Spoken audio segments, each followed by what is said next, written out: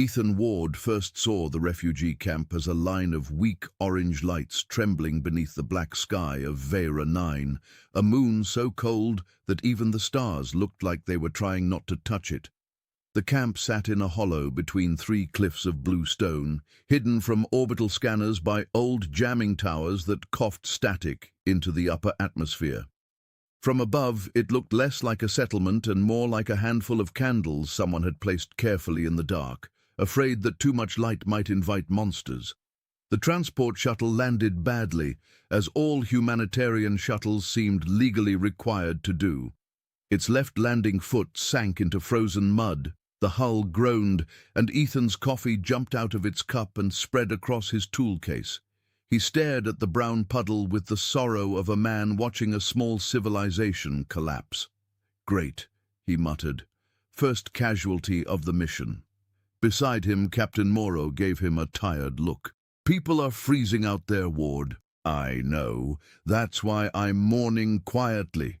He grabbed his repair pack and stepped down the ramp into air that smelled of metal, smoke, and sterilized rain. The cold bit through his gloves immediately. Around him, med drones lifted crates from the shuttle, humming like patient insects. Portable heat lamps unfolded on jointed legs. A few soldiers moved ahead, scanning the cliffs with rifles that glowed faintly at the barrel. The camp's residents watched from the shadows. They were not quite human, though close enough that Ethan's mind kept trying to make them familiar.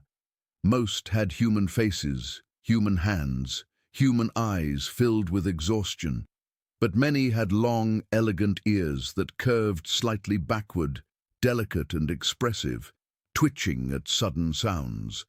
Their clothing was patched from thermal cloth and starship insulation. Some wore blankets with royal patterns turned inside out, as if even fabric could betray them.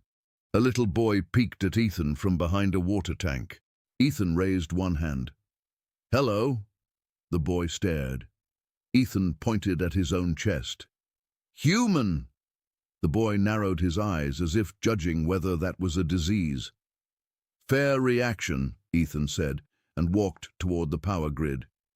The distress call had been simple: generator instability, heat loss, medical shortage. Nothing in the message had mentioned fear, but fear was everywhere. It sat in the way people spoke too softly, in how they looked up whenever the wind shifted, in the way no one built anything permanent. Even the tents seemed ready to run. Ethan knelt beside the main plasma heater, opened its side panel, and immediately regretted being born with eyes. Someone had repaired the machine with 3 incompatible energy cells, melted copper wire, and what appeared to be a spoon. He lifted the spoon. A nearby elderly alien woman said something in her language. His translator blinked, processed, and calmly announced, "She says the spoon was brave." Ethan looked at the heater. "The spoon was doing its best, but I'm afraid it has no engineering license." The old woman smiled just a little. That tiny smile moved through the nearby workers like warmth.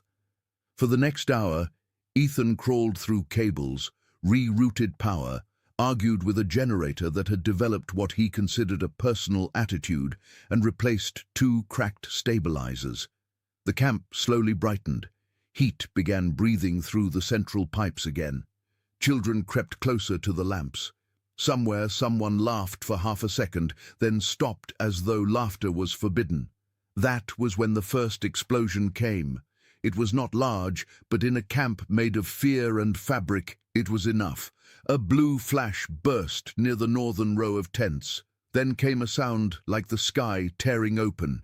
People screamed. A column of violet fire climbed upward, twisting as if alive, feeding on the synthetic shelter walls. The wind caught sparks and threw them across the camp. "Plasma leak!" someone shouted. Ethan was already running. The burning tent sagged inward, its support ribs glowing white. Emergency foam sprayed from 2 wall units, but the flames swallowed it without slowing. Refugees scattered, carrying children, bags, medical packs. A woman fell in the mud. A med drone crashed into a pole and spun in a circle, repeating, "Please remain calm," with the confidence of a machine that had never met reality. Ethan grabbed a thermal blanket from a supply crate. Captain Morrow caught his arm. "Ward, no, that shelter's collapsing!" From inside the tent came a cry, small, thin, terrified. Ethan's whole body went still. The cry came again. A baby. He looked at the fire, then at the blanket in his hands. "I hate when the universe makes decisions for me." "Ward, if I die," Ethan said, wrapping the blanket around his shoulders, "delete my browser history and tell everyone I was taller." Then he ran into the flames. Heat struck him like a wall. His visor darkened automatically, filling his vision with warning symbols. Toxic smoke rolled across the floor in black waves. The inside of the tent had become a nightmare of blue light and falling shadows. Storage crates popped open from pressure. A suspended lamp melted and dripped silver fire. The baby cried again. "I'm coming!" Ethan shouted, though his voice sounded small under the roar. He dropped low and crawled past a burning cot. Something exploded behind him, hard enough to shove him forward. His left glove began flashing red. He ignored it. The infant had to be close. A cradle stood near the back of the shelter, half buried under collapsed insulation panels. It was not a normal cradle. It was made of polished white alloy, covered in faint golden symbols, and surrounded by a failing shield that flickered like a dying bubble. Inside lay a tiny alien child wrapped in pale cloth, her small long ears pressed against her head, her silver eyes squeezed shut as she cried. "Well," Ethan coughed, pulling debris away, "you have excellent timing." The shield shocked his fingers when he reached through it. "Ow! Rude! I'm rescue personnel." The baby opened her eyes. For one impossible second, the flames seemed quieter. Ethan scooped her into his arms, holding her beneath the blanket against his chest. The cradle gave one final musical chime, then died. Above him, the ceiling ribs screamed. Outside, voices shouted. Ethan turned back, but the entrance was half blocked by fallen fabric burning with violet fire. He looked left, saw only smoke. Right, a support pole collapsed. The baby stopped crying. Ethan looked down. She was staring at him with wide silver eyes, calm now, as if she had decided he was acceptable. "Oh, good," he said breathlessly. Performance review passed. The tent groaned. He charged. The burning fabric brushed his shoulder. Pain flashed bright across his side. He stumbled, nearly fell, then pushed forward with the baby locked safely against him. The world narrowed to heat, smoke, and the opening ahead where cold night waited like salvation. He burst out just as the shelter collapsed behind him. The blast threw him into the mud. For a moment, he heard nothing but the ringing inside his helmet.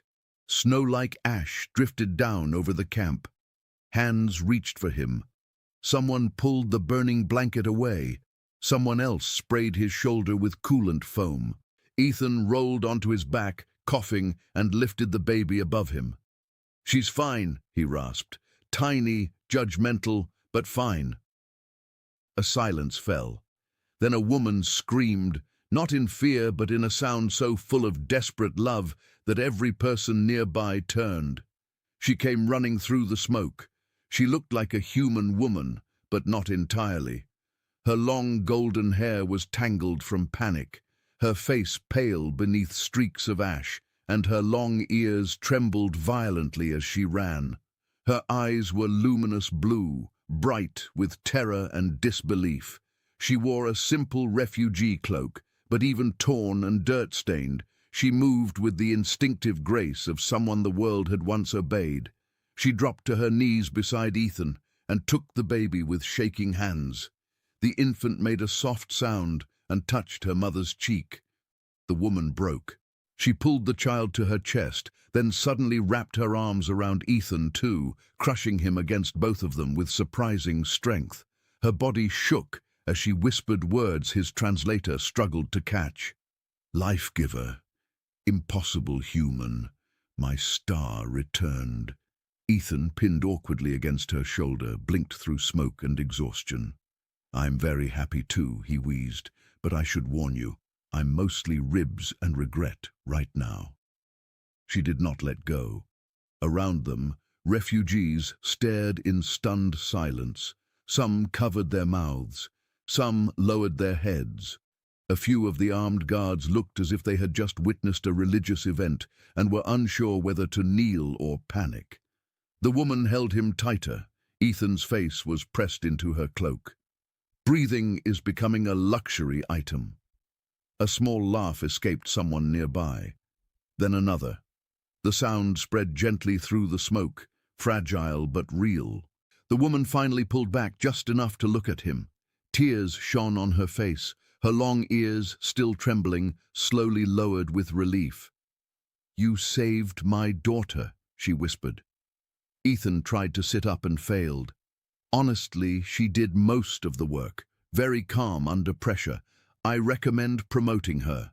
The baby, as if understanding, gave a tiny hiccup. The woman laughed through her tears, then hugged him again. This time, Ethan noticed something strange. Every refugee in sight had bowed their head. Not deeply, not openly, but enough. And the guards were no longer looking at the fire. They were looking at her. By morning, the burned tent had become a black scar on the edge of the refugee camp, and Ethan Ward had become something much worse than injured. He had become popular. This, in his opinion, was far more dangerous. Everywhere he went, people stared at him with wide eyes and lowered voices. Children followed him in a loose, whispering pack, as if he were a rare animal that might perform a trick if fed properly. An old man touched his sleeve and murmured a blessing. A cook gave him 2 bowls of stew, then looked offended when Ethan asked if the second bowl was because he looked terrible. "It is because you are honored," the cook said through the translator. Ethan looked down at the grey stew, which moved once by itself. "Ah," he said, "honor has tentacles today." His burned shoulder had been sealed under a patch of cool biogel that smelled faintly of mint and electricity. The camp's medical machine had also informed him that humans were structurally unreasonable, which Ethan considered rude but medically fair.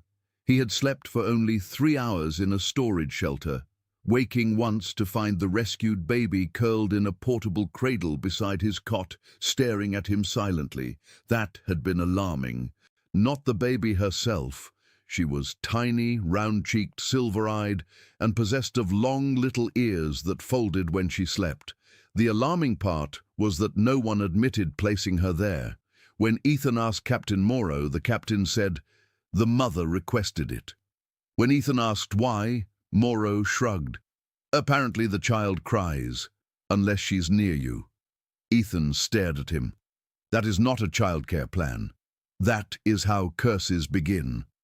Now, as pale sunlight leaked through Vera 9's cold clouds, Ethan stood over the damaged Northern Power relay with a scanner in one hand and a half-eaten ration bar in the other. Around him, the camp tried to rebuild itself. Repair drones crawled across torn fabric. Refugees hammered metal ribs back into shape. Smoke still hung low between the tents, but beneath it moved a strange new energy, cautious and bright. Lyra stood nearby with her daughter in her arms. That was the name she had given him, Lyra. No family name, no title, just Lyra, spoken softly, as if even her own name needed to hide. She looked different in daylight, still like a human woman, but not entirely, tall and graceful, with long ears that moved slightly with each emotion she tried to conceal. Her golden hair had been braided back. Her simple grey cloak could not hide the way people made room around her without thinking. She smiled gently at anyone who approached, but no one touched her except the child.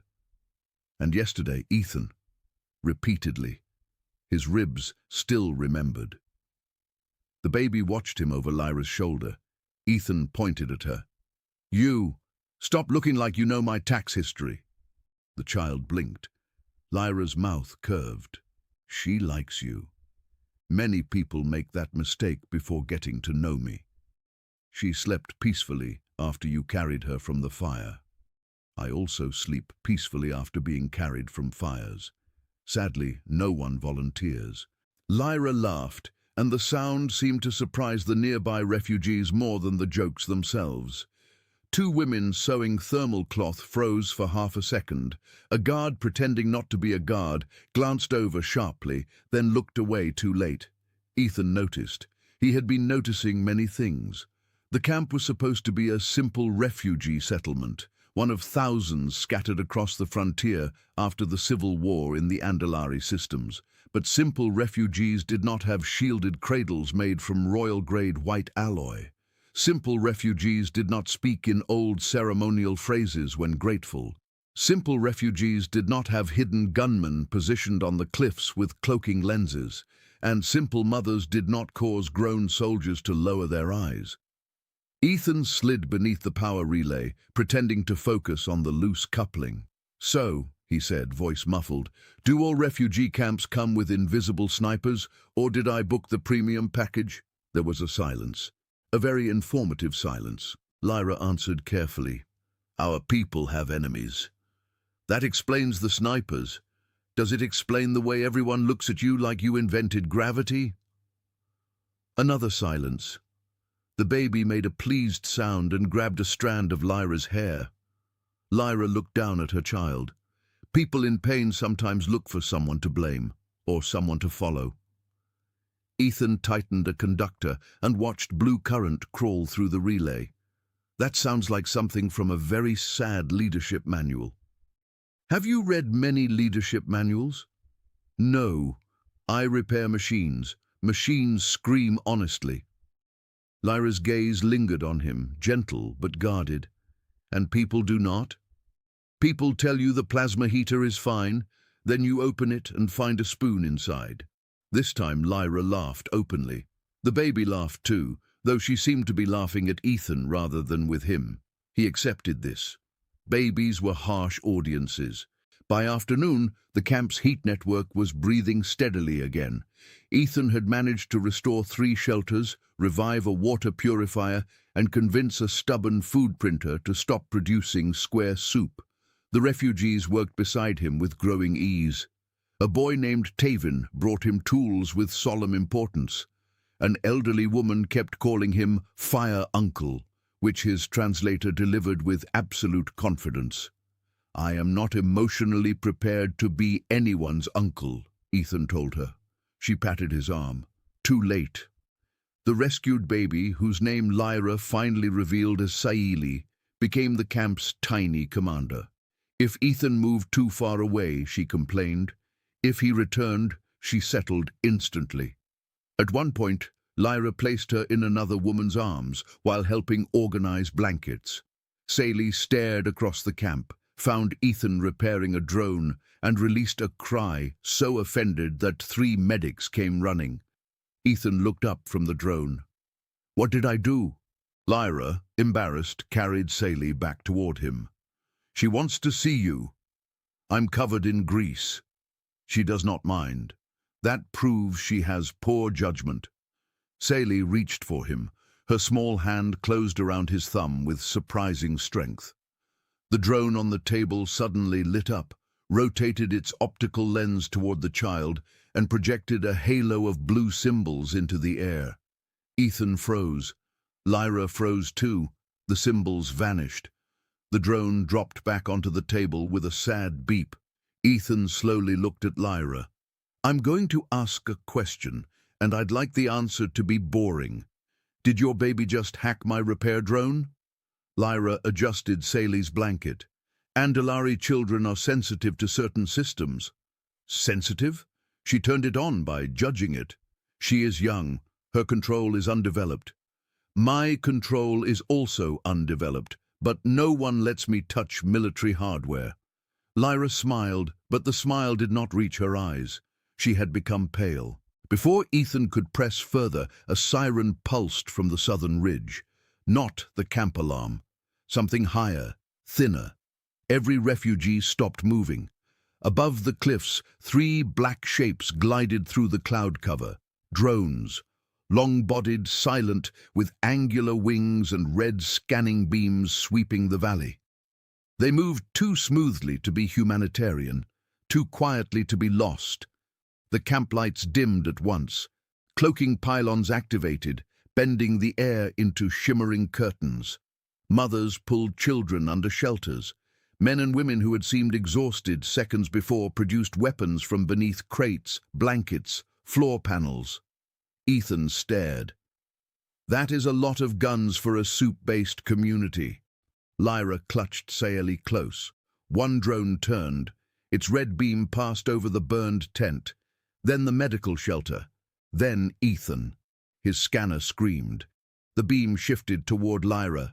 Ethan did not think. He stepped in front of her. The red light washed over his chest. For one long second, nothing happened. Then the drone's signal distorted. Its beam flickered, bent away, and snapped upward toward the clouds. The other drones followed, circling once before retreating into the storm layer. The siren ended. No one moved. Ethan looked down at himself. Good news. I am apparently unpleasant to scan. Lyra stared at him with an expression he could not read. Fear, relief, recognition, almost. What? He asked. She reached toward him, then stopped herself. Nothing. That was not a nothing face. That was the ancient prophecy, has terrible timing face. A few nearby refugees exchanged glances. Lyra lowered her voice. Come with me. She led him past the central heaters, behind the medical shelter, and down a narrow path between stacked supply crates. Two guards stepped aside before she reached them. They did not ask questions. They did not even look surprised. At the rear of the camp stood a collapsed storage tent. Lyra pressed her palm against a bent metal pole. Light ran beneath the frozen ground in golden lines. A hidden door opened silently. Ethan stared into the descending tunnel. Of course, he said. Secret basement. Very normal refugee feature. Lyra carried Saeli down the steps. Ethan followed, his boots ringing on metal older and cleaner than anything above. The tunnel opened into a chamber filled with dormant machines. White towers curved toward the ceiling. Holographic maps floated in the dark, showing star systems, battle routes, lost cities, marked in red. And at the center stood a broken crest, a silver sun surrounded by 7 stars. Ethan had seen it before in old war reports, the crest of the fallen Andalari throne. His mouth went dry. Lyra did not speak. The baby reached toward the holograms. One by one, the dead stars flickered gold. Ethan took a slow breath. Lyra. She closed her eyes. Before she could answer, the chamber lights turned blood red. A voice from the security system spoke in Andalari. Ethan's translator rendered it with terrible calm. Unauthorized life signs detected. Assassins inside the camp. Above them, muffled screams broke the silence. Lyra turned toward the stairs, face suddenly no longer soft, no longer hidden.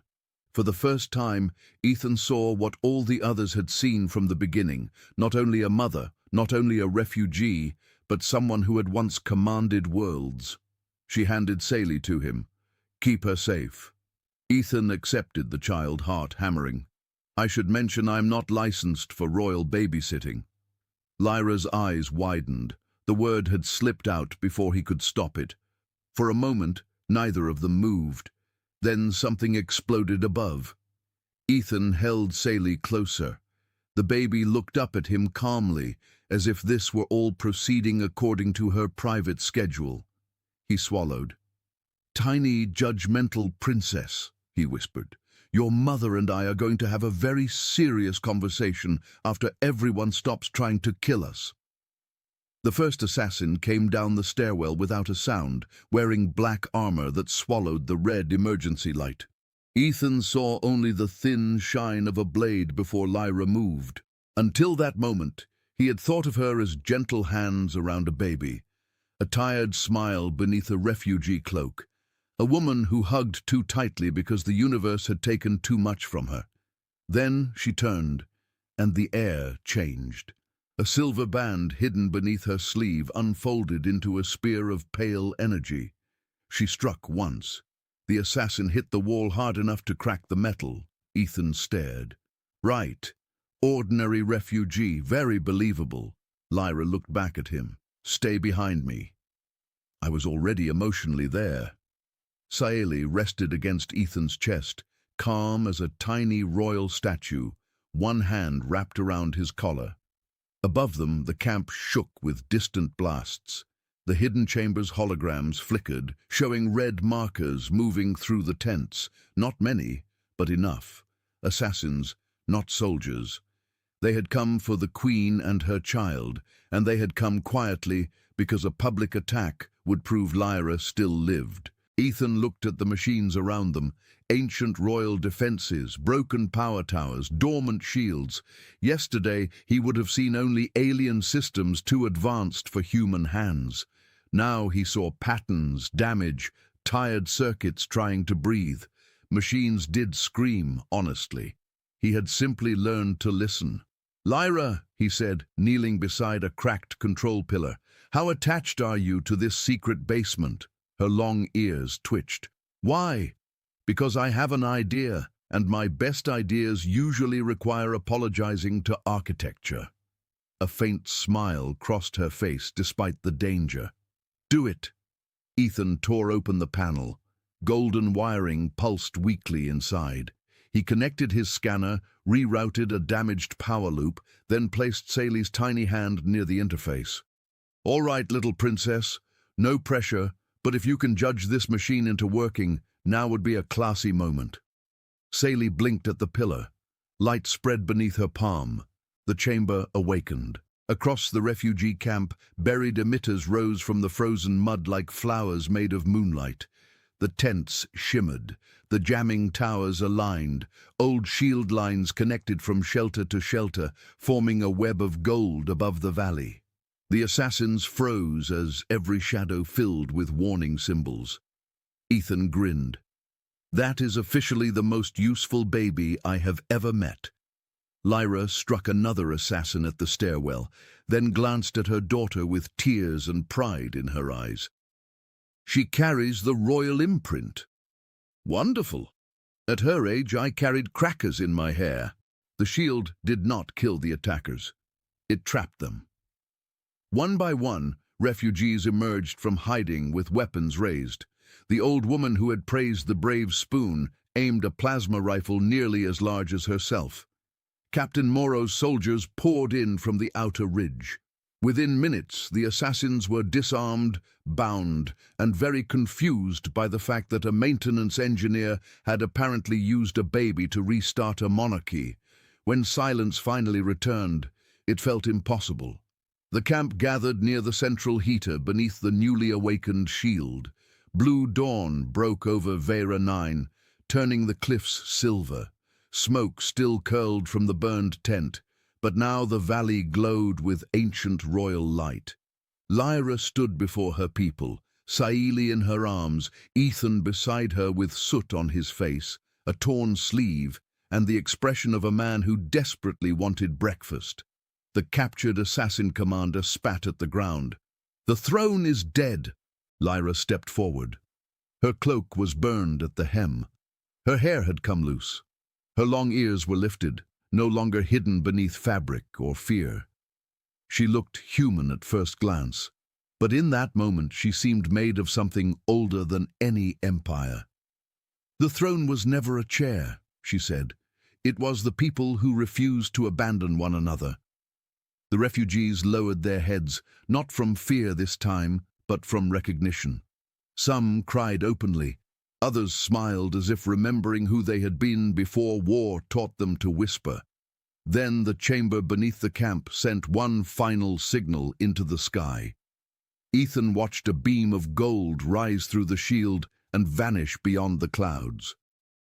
"Please tell me that wasn't a dinner bell for more assassins." Lyra looked at the stars. "It is a royal summons."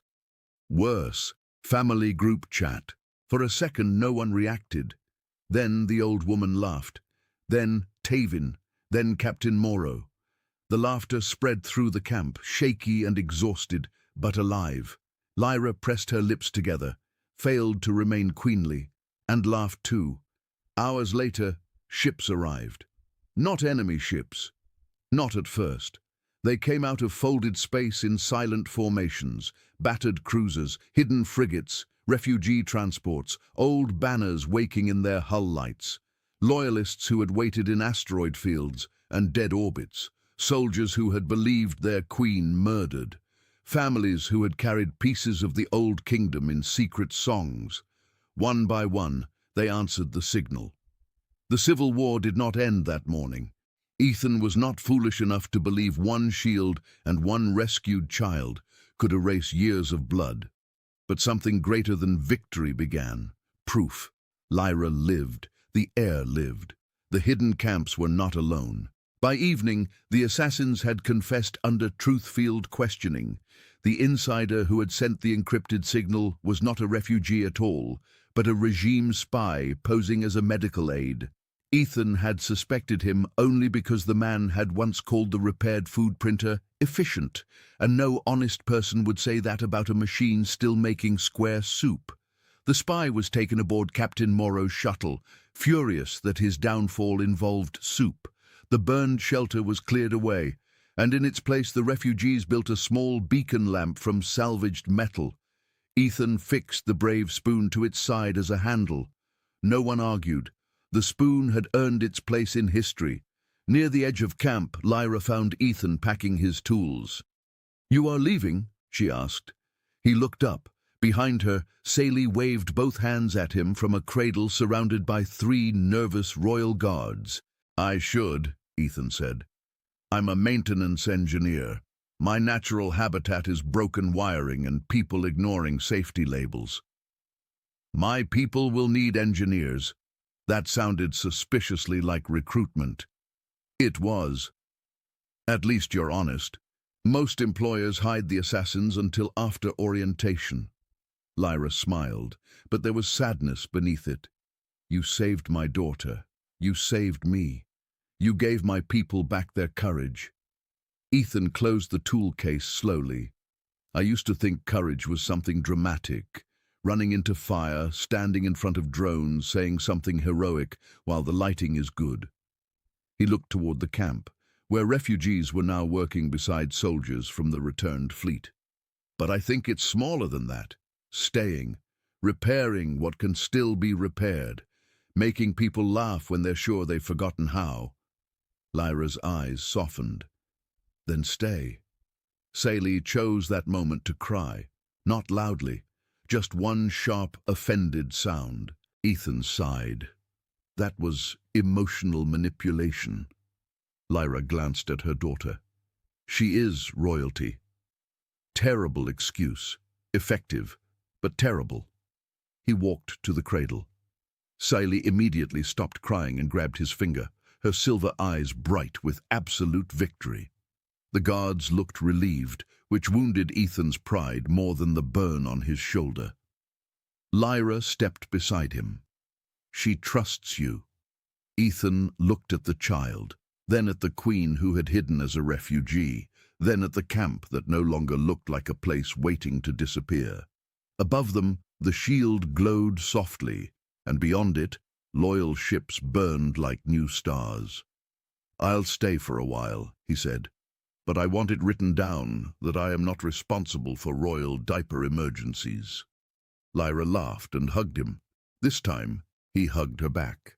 Not awkwardly, not because he had been dragged out of smoke and crushed by gratitude. He held her because he understood now that some lives changed not through grand destiny, but because one person ran toward a cry when everyone else saw only fire. The next morning, the camp no longer hid its lights. They shone openly across the valley, gold and blue against the cold moon. Children played beneath the shield. Refugees became citizens again. A queen began rebuilding her scattered people. A human engineer walked between tents with a baby on one arm and a toolkit in the other, complaining loudly that galactic history had terrible working hours. And when Saeli laughed, Even the soldiers smiled, because everyone in the camp knew the truth. The kingdom had not returned because of a weapon, a fleet, or a throne. It had returned because, in a burning tent at the edge of nowhere, someone had carried hope out alive.